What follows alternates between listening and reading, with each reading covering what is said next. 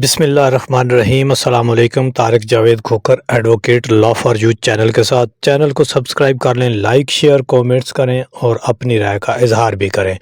تو ابھی دو تین اہم ڈیولپمنٹ کے حوالے سے بات کر لیتے ہیں کہ ایک تو جو تفصیلی فیصلہ تھا ہائی کورٹ کا وہ آ چکا ہے، اور یہ لمبا چوڑا فیصلہ ہے، کافی صفحات پر مشتمل ہے۔ اس کی تھوڑی سی ڈیٹیل کے اوپر بات کر لیتے ہیں کہ جو جیل ٹرائل ہو رہا تھا عمران خان صاحب کا، اس کا جو چیلنج کیا گیا تھا اس کو سلمان اکرم راجہ ایڈوکیٹ صاحب کی طرف سے اس کو کالعدم قرار دے دیا تھا ہائی کورٹ کے دو رکنی بینچ نے، اسلام آباد ہائی کورٹ کے۔ تو اس میں کچھ یہ کافی ساری چیزیں ہیں، لیکن ایک دو اہم چیزیں ڈسکس کر لیتے ہیں۔ ایک تو اس میں یہ کہا گیا ہے کہ یعنی ایک بڑا ریلیف آپ سمجھ لیں کہ دے دیا گیا ہے عمران خان صاحب کو، اور ایک راستہ بھی دے دیا گیا ہے۔ یعنی انہوں نے کئی چیزوں کو چیلنج کیا ہوا تھا، جو بھی کہ ایک تو کارروائی تھی، پروسیجر تھا، جج صاحب کی تعیناتی تھی، اور خفیہ ٹرائل تھا، اور یہ ساری چیزیں جو ہیں اس میں انہوں نے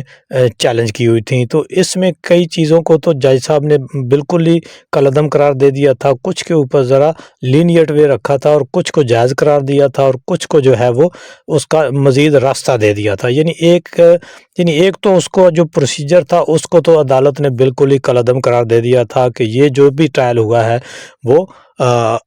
غیر آئینی غیر قانونی تھا، جس کے نتیجے میں پھر سارا ٹرائل ریورس ہو گیا اور دوبارہ سے ابھی سٹارٹ ہوا۔ تو اس پر بھی بات کریں گے کہ دوبارہ سے پھر اس کو چیلنج کیا گیا، لیکن پہلے فیصلے کی طرف بات کر لیتے ہیں کہ اس میں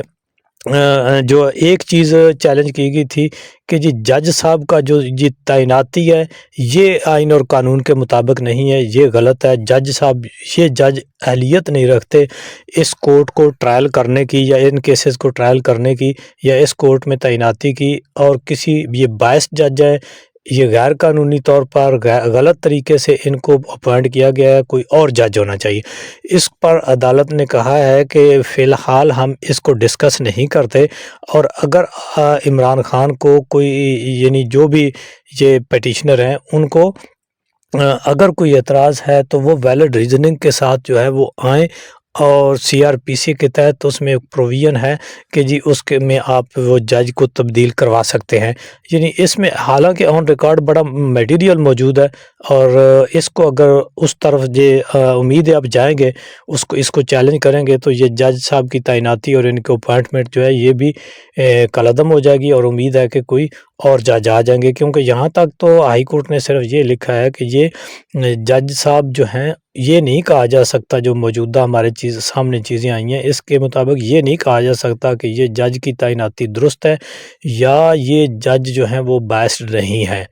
لیکن ہم یہاں پر اس کو جو ہے اس پہ کوئی فیصلہ نہیں دینے والے۔ مطلب میں آپ کو اس کا ایک کرکس آپ کو بتا رہا ہوں، یا اس کا لب لباب بتا رہا ہوں کہ اگر باقی ریزننگ آپ ہیں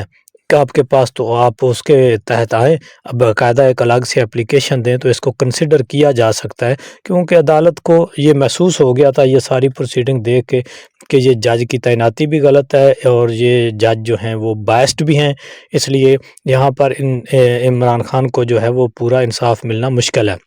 لیکن دوسری طرف جو ہے انہوں نے اپنا جیل ٹرائل کے حوالے سے کہا کہ جیل میں ٹرائل تو ہو سکتا ہے، لیکن وہ اوپن ٹرائل ہونا چاہیے، اور جو بالکل خفیہ ٹرائل ہے وہ اس کی اسکوپ بہت ہی کم ہے، کیونکہ ہر کسی کا آئین اور قانون کے مطابق ہر ملزم کا یہ رائٹ ہے کہ اس کا اوپن ٹرائل ہو۔ اس میں انہوں نے نہ صرف پاکستان بلکہ باہر کی دنیا کے بھی، انڈیا، امریکہ اور باقی جو جمہوریت پسند اور آئین اور قانون کے اوپر عمل کرنے والے ملک ہیں ان کی اعلیٰ عدالتوں کے بھی فیصلے بھی پیش کیے، تو جن کو لے کر کے عدالت نے ان چیزوں کو کنسیڈر کیا ہے کہ یہ خفیہ ٹرائل جو ہے وہ کسی طور بھی آئینی اور قانونی نہیں ہوتا، اور نہ ہی یہ کسی ملزم کے رائٹس کے مطابق ہوتا، اور خفیہ ٹرائل اگر کسی صورت جو کہ بہت کم ہی ہے وہ ہو بھی تو بھی دونوں پارٹیز یعنی ملزم پارٹی کو سنے اور ان کی باتوں کو ایڈمٹ اور ان کی باتوں کو ویٹیج اور آئینی قانونی طریقے سے پرکھنے کے بعد عدالت، انتظامیہ اور ملزم، ان سب کی ایک قسم کی آپ یہی تصور کر لیں کہ ان سب کا رضامندی سے خفیہ ٹرائل ہو سکتا ہے، لیکن اگر وہ اس پہ پورا نہیں اترتے تو کسی طرح بھی خفیہ ٹرائل جو ہے وہ اس کی کوئی آئین اور قانون میں گنجائش نہیں ہے۔ ہاں، جیل میں ٹرائل ہو سکتا ہے کچھ صورتوں میں، لیکن اس کے لیے بھی اگر جیل میں بھی ٹرائل ہو تو عدالت میں، یعنی جیل کے اندر بھی عوام الناس کو، میڈیا کو اور ہر آدمی کو آنے جانے کی اجازت ہونی۔ جیسے ہم دیکھتے ہیں کہ اوپن ٹرائل کیا ہوتا ہے کہ جی آپ چلے جائیں ہائی کورٹ، سپریم کورٹ، باقی لوور کورٹس میں، ڈسٹرکٹ کورٹس میں، جہاں بھی جائیں لوگ اپنا اپنا کام کر رہے ہوتے ہیں، ایک ہی عدالت میں ایک ملزم کا ٹرائل ہو رہا ہوتا ہے، وہاں پر جو لوگ آنے جانے والے ہیں وہ کوئی آ رہا ہوتا ہے، کوئی جا رہا ہوتا ہے اپنے معاملات، کوئی میڈیا والا ہے، جو بھی ہے، یعنی کسی کو کوئی پابندی نہیں ہے کہ وہ ٹرائل سن رہا ہے یا نہیں سن رہا۔ تو اس میں ایک یہ ہوا ہے کہ ایک تو راستہ بھی مل گیا ہے، اور پی ٹی آئی کو جج کو چینج کرانے کا اور کالعدم بھی قرار دے دیا ہے۔ اور پھر عدالت نے کہا کہ جی اگر پہلے ٹرائل، یعنی جج نے جو سائفر جج تھے انہوں نے 2-3 لیٹر لکھے تھے، کبھی وہ گورنمنٹ کو لکھ رہے ہوتے ہیں، کبھی وہ انتظامیہ کو لکھ رہے ہوتے ہیں، کبھی جیل کو لکھ رہے ہوتے ہیں، تو عدالت نے کہا کہ اگر پہلے والا ٹرائل جو پروسیجر ہے وہ ٹھیک تھا تو دوبارہ جج صاحب کو، گورنمنٹ کو جو ہے وہ لیٹر لکھنے کی، کبھی وزارت قانون کو لکھ رہے ہیں تو کیا ضرورت تھی؟ تو وہ عدالت نے کہا اس کا مطلب ہے کہ جج صاحب کو خود بھی پتہ تھا کہ یہ پروسیجر ٹھیک نہیں ہوا اور یہ صحیح نہیں ہو رہا۔ تو یہ تو تھوڑا بہت اس فیصلے کے بارے میں تھا۔ ابھی یہ جو دوبارہ سے جیل ٹرائل سٹارٹ ہوا ہے، اس کو بھی وہی سلمان اکرم راجہ صاحب جو عمران خان کے وکیل ہیں، انہوں نے پھر سے اپنا اسلام آباد ہائی کورٹ میں چیلنج کر دیا، اور یہ بھی اسی بینچ کے سامنے ہی لگے گا۔ تو امید ہے کہ یہ اس کے اوپر دوبارہ سے یہ جو ایک سمجھیں کہ ایک غیر آئینی، غیر قانونی طریقے سے پھر سے ہو رہا ہے، اس میں بھی امید ہے کہ کافی ریلیف مل جائے گا پی ٹی آئی کو۔ اور اس میں انہوں نے جو ہے جج صاحب کی تعیناتی اور پلس جو ہے وہ پورے کویشمنٹ بھی مانگ لی ہے کہ جی اس مقدمے کو کویش کیا جائے۔ تو دیکھتے ہیں اس کے اوپر کیا نیکسٹ ڈیولپمنٹ ہوتی ہے۔ تو دوسری طرف ایک بہت ہی جس طرح افسوسناک خبر کہ ملک میں ایک دہشت گردی کی نئی لہر، کبھی اسپیشلی ان کو ججز صاحبان کو، سابق چیف جسٹس کو، اور کل جو جیل ٹرائل سے جج صاحب نکلے ان کے پہ فائرنگ کے واقعات اور وہ کریک کر، یہ ایک بہت ہی افسوسناک ہے۔ سیکیورٹی اداروں کو ملک میں جو یہ ایک لہر آئی ہے اس کے اوپر خصوصی توجہ دینی چاہیے۔ تو دوسرا جو ہے ایک بلوچ یہ جو قافلہ تھا جو وہ اپنے گم شدہ پیاروں کے لیے وہ کر رہے تھے، اس کے اوپر جو ریاست کی طرف سے ایک بڑا کریک ڈاؤن کیا گیا، بہت ہی افسوسناک ہے۔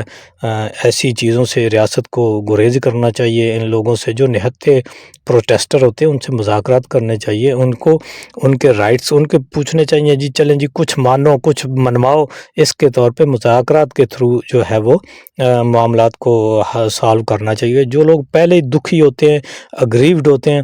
ان لوگوں کے ساتھ نرمی کا معاملہ ریاست کی طرف کرنا چاہیے۔ جبر طاقت سے جو ہے نفرتیں مزید بڑھتی ہیں۔ تو یہ تھی ڈیولپمنٹ۔ دوسرا جو ابھی الیکشن کا ماحول ہے تو تمام سٹیک ہولڈرز جو ہیں، ادارے جو ہیں، ذمہ داران جو ہیں، ان کو کردار ادا کرنا چاہیے، اسپیشلی عدلیہ کو، کہ جی الیکشن آ رہے ہیں، صاف شفاف، یعنی جو الیکشن کمیشن ہے اس کے اوپر اگر رہیں گے تو الیکشن کمیشن تو بالکل ہی جو ہے وہ